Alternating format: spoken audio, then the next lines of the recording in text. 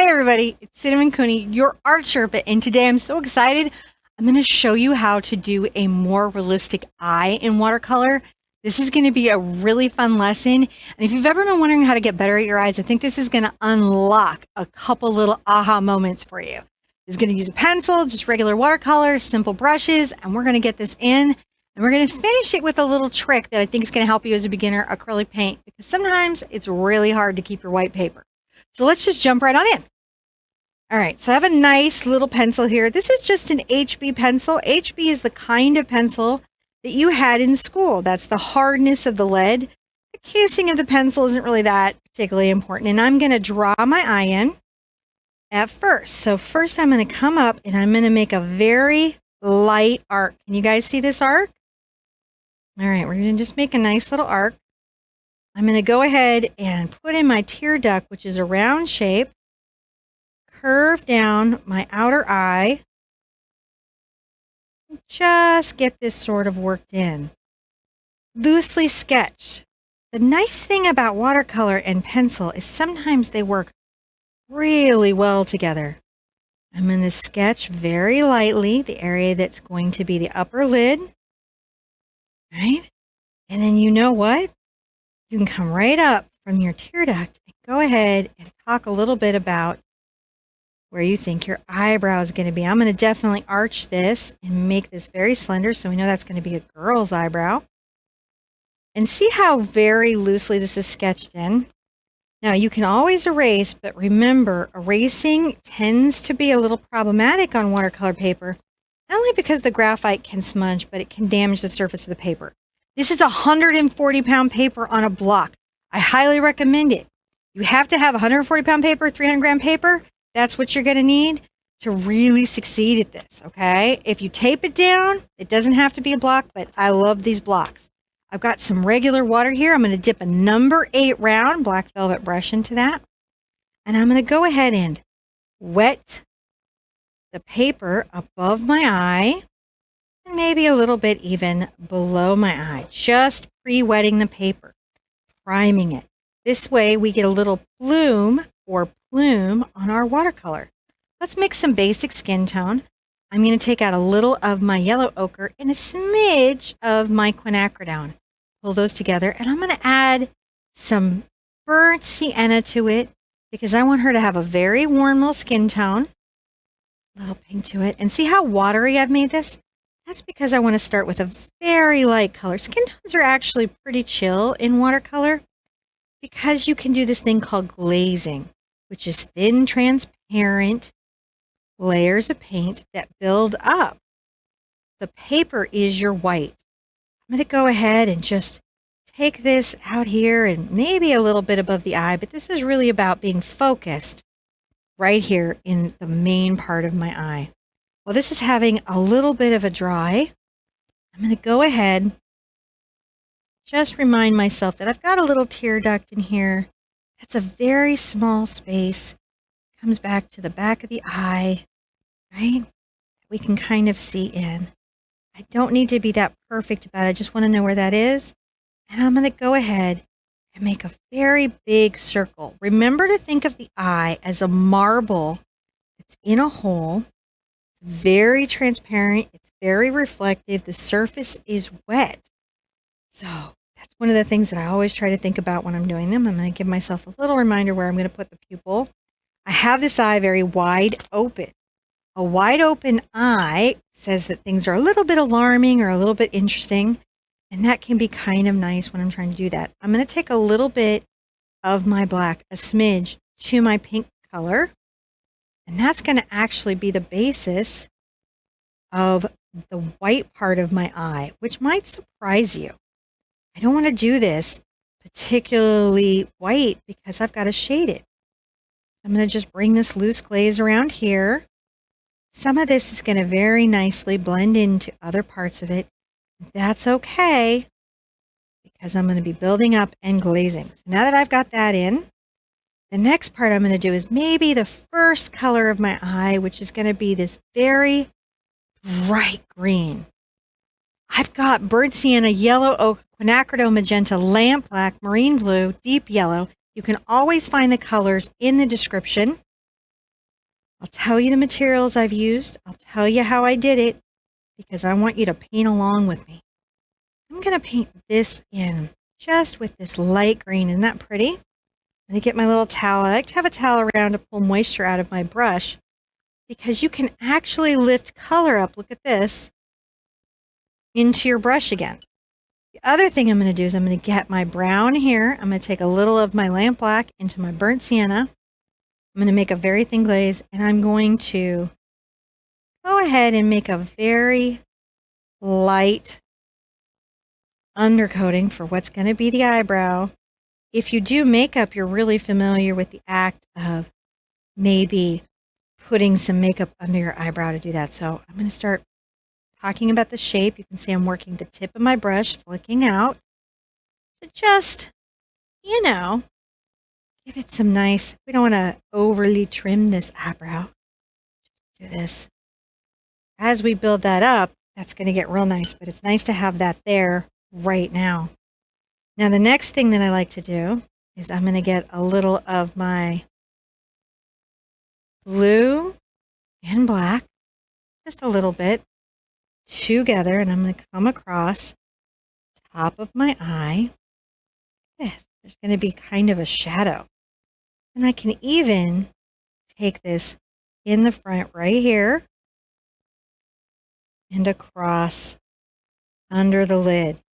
This shadow, I'm going to go ahead and soften the line here where it would be in the white, but I'm going to keep it there. I'm going to let it soften through here as well. That's just using water and the tip of my brush. This little shadow that I'm making, this helps give some shape and some form to my eye. I'm going to get a little of my pink into here. Go ahead and just make sure maybe some of my underlid's a little bit pinker. A little bit pinker into our skin tone, right? Even in here into the tear duct. You can kind of come in and add a little of this here, a little bit of that pink feeling to the back of the eye. And then go ahead, you dip in the water and then you lift it up. Look at that. Sort of fun stuff. All right. Now back into my skin tone, which is my yellow ochre, a little of my quinacridone, right? And maybe a little of my burnt sienna. I'm going to come right here. Make sure that I have a nice shadow shading above my lid. You can go ahead and blend some of that in right here to the midpoint. And I might even soften a little bit of it above the midpoint. Let's bring some of that down under the eye. It's amazing how fast this comes in. All right, so and that's pretty good. I'm going to come in with just a little more of this skin tone, but I'm going to darken it with that little black color. I'm going to come into the crease. It's going to be my cool shadow. I'm going to come under the eye back here again with that cool shadow. And then maybe a little bit right here under again.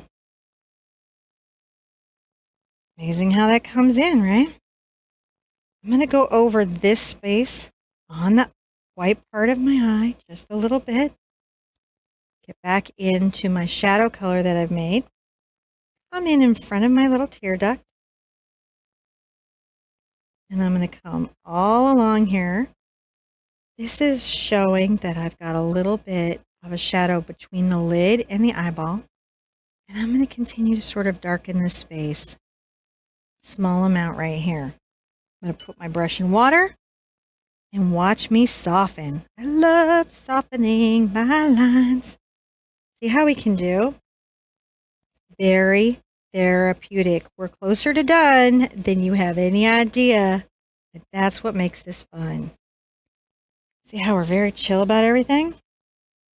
Get back into our little darker color over here. Our little darker skin tone. You can always get blue to gray too. And come right back in. Just make sure that the eye has a little bit of a crease that we can see. Then come right under here, just at the lower lid, and soften that out. You can always come the top of the lid line and also soften that out and pull that a little bit long. See how that's starting to come together?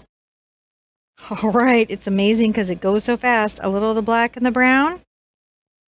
Now that this is dry, I can come with just a little black and brown and make these wonderful little eyebrows. They're going to be so easy to put in. I'm just touching, barely kissing the paper with the tip of my brush. This is a number 8 round black velvet. It's a very good refined tip. Holds a really wonderful amount of pigment and water and releases it without giving me too much trouble. And see how I can just very quickly put in a nice little eyebrow, you know, something that you feel would be maybe on somebody's face. All right. Now I'm going to get right into my black.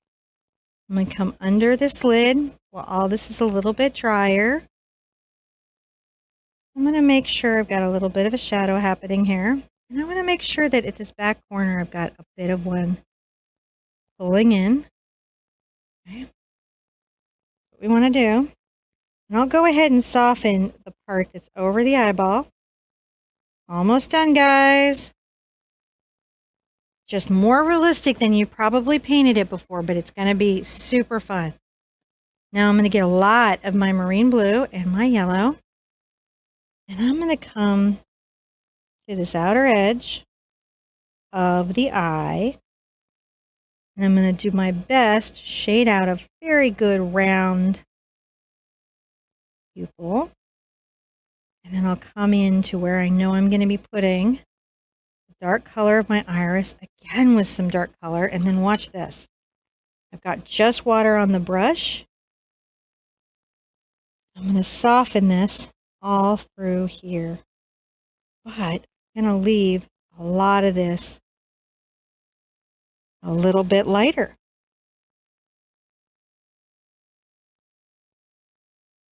Look at that, taking shape, taking form.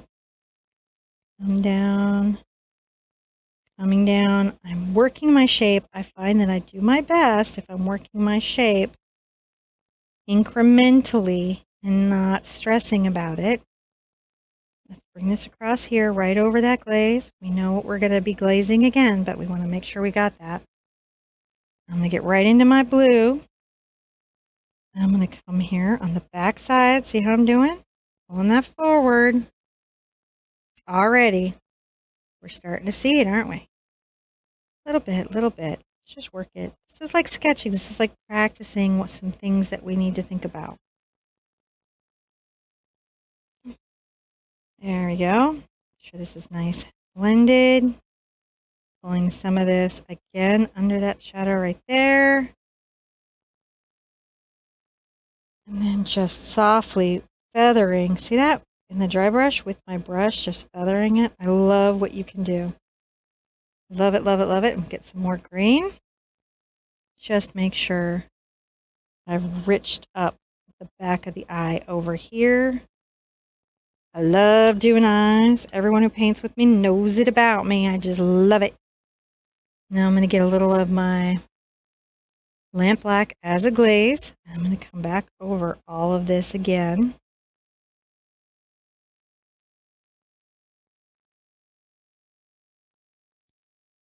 Let's get a little more glaze in here. Just right over that. Give me a little bit right there. Now all of this is having a nice little dry. I'm going to just do this a similar thing.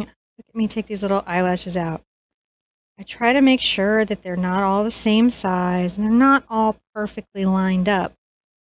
I'm sure all you eyelash technicians and makeup mavens out there are quite familiar how much personality most people's lashes actually probably have. Just quite a lot going on. She's coming together. She's super happy. She's had a good makeup day. She's wearing her natural look. And just keep pulling these out. Can you see how soft? Amazing. Super, super easy. Now we're going to come in and we're going to get some of our black. We'll load up pretty heavily into the brush.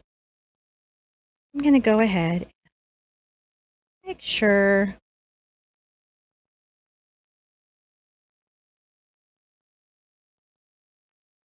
Got a nice pupil that we're talking to. How's that doing? Oh, she's looking quite good. A pupil. And make it large and open. So again, she's thinking, she's looking at something. Sometimes it's fun to come back with some bright color, like a little yellow that's super bright. Not everywhere, but come through here and pop a little of that in there just for some interest, just for some fun. Right? There we go. Now, I told you we'd have a secret little trick here. Sometimes when you're first starting out painting, it's really hard. I'm going to gray this out. I'm going to get my brush wet and lift a little bit in the iris.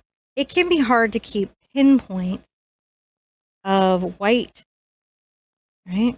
You mean to, you want to, but you don't. This grade reflection is really wonderful in eyes, and so I want to definitely keep that with the watercolor while I have it.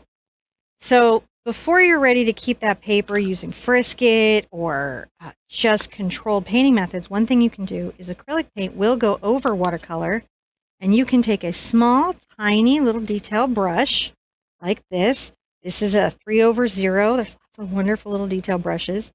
And you can do a couple things like come in here, make a few little reflections. These reflections are powerful things. If you come along the eye line and you show where this reflection is between the iris, pupil, and all of that, you get a very nice little result. Now, acrylic paint doesn't lift back up, so know that once you start putting your reflections in,